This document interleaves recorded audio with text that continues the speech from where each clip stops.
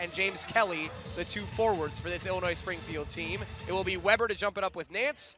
Nance wins the tip for Northwestern, and the Wildcats start off offensively in their all-purple uniform. As you see there, on the ball, spectacular defense, staying in front and getting the charge.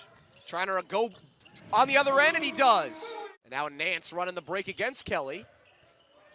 The semi-transition. Bowie tries again, and he's 2 for 3 from 3. It's been an issue for him at times during his Northwestern career. Early shot clock threes or threes that weren't in the flow, as Nance with a nice catch and finish off the feed from Barron. And it's an early timeout for Illinois-Springfield, trying to get some much-needed experience here for a young group against this Northwestern team. And there's a nice slip and finish at the rim for James Kelly.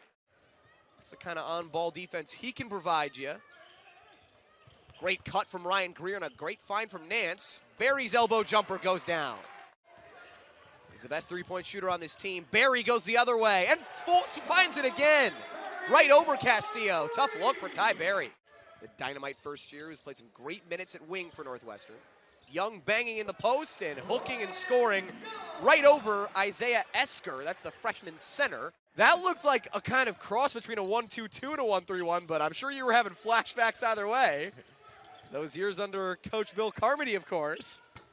As the three goes down, big hit from Evan Altman. Averaging 9 points per game over the last 5 games, so he's starting to find his rhythm for this Illinois-Springfield team.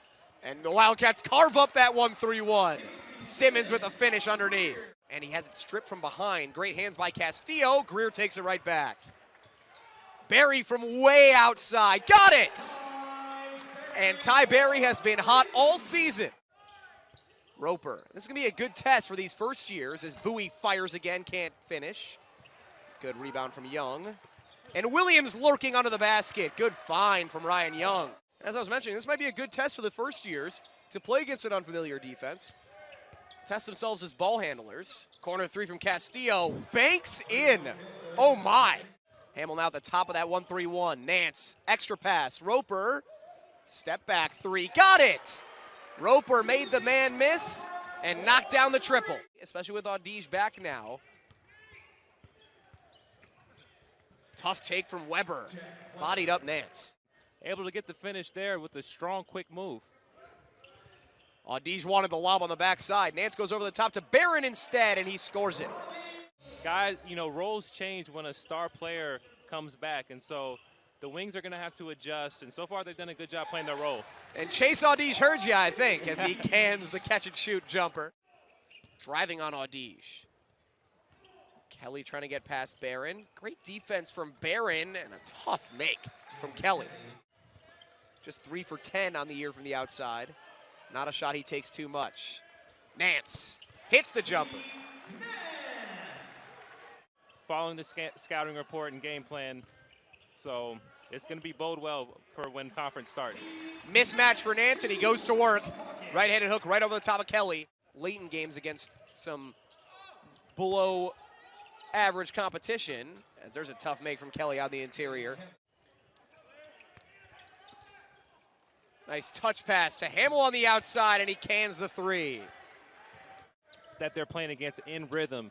Against teams like this, it doesn't matter, to be honest, because you're better than them. But against Big Ten teams, if you get Big Ten teams rhythm, like we see with Marble. Continuing to lock into this 1-3-1. Young has a mismatch on the inside. Instead, Greer will take the pull-up too. Northwestern playing some aggressive defense now.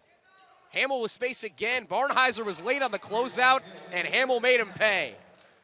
Evanston native, very familiar to a lot of members of this team, not just Elijah Williams, his childhood friend. Barry responds. Third three of the game for Ty Barry. Bowie has to slow things down. The Springfield defense has kicked it up a notch, whether in or out of their 1-3-1. Barry no-look dish to Nance. Great find, and Nance flushes it home. That's that basketball IQ from Ty Barry that we want to see more of, as what an acrobatic finish on the interior.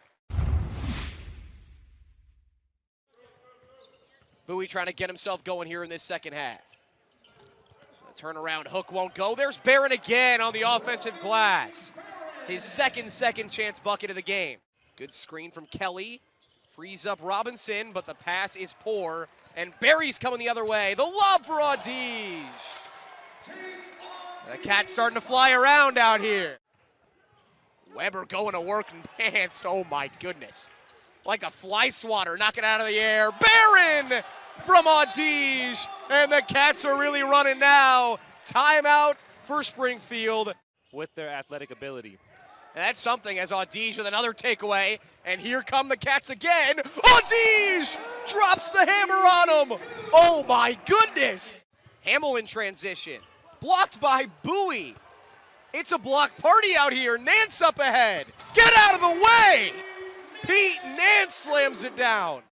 As we see a drive and a miss there, but I think Northwestern has an opportunity to crack the middle, the top of that middle. And there's a man who can really help him do it. Third three of the game for Bowie. At times to be a threat on the offensive end. Roper. Nice dish for Young underneath. The easy two for the big man. Were they in it last possession? Things are all flowing together now for me. Nice find inside from Greer to Young, and that's exactly what you talked about in the first half, Trey. The way to break down that 1-3-1. We mentioned that Big Ten. You know, obviously this is not a game where the result is going to tell us a lot about how Northwestern fares, but something we were talking about at halftime as Kelly rises and nails a three. A sophomore who got next to no run in his freshman year. Elijah Williams, the transfer, and the lone guy with a lot of experience, Greer, takes the shot and hits it. Some good minutes for some younger players, some more inexperienced players, as I mentioned. As here's the most experienced player for Springfield getting blocked, but Weber cleans up the miss from Hamill. Now Roper back to Greer. Roper open for three. Got it!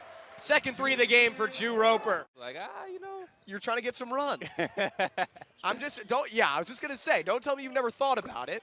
As the three goes down for the sharpshooter, Jesus Castillo. And we were talking about it, you know, no Northwestern player has been drafted in any round since 1999 when Evan Eschmeyer went 34th overall. And a couple Wildcats as Hamill with a tough stop back three. This coaching staff of developing him, getting him better each year, and I'm excited to watch him in Big Ten basketball.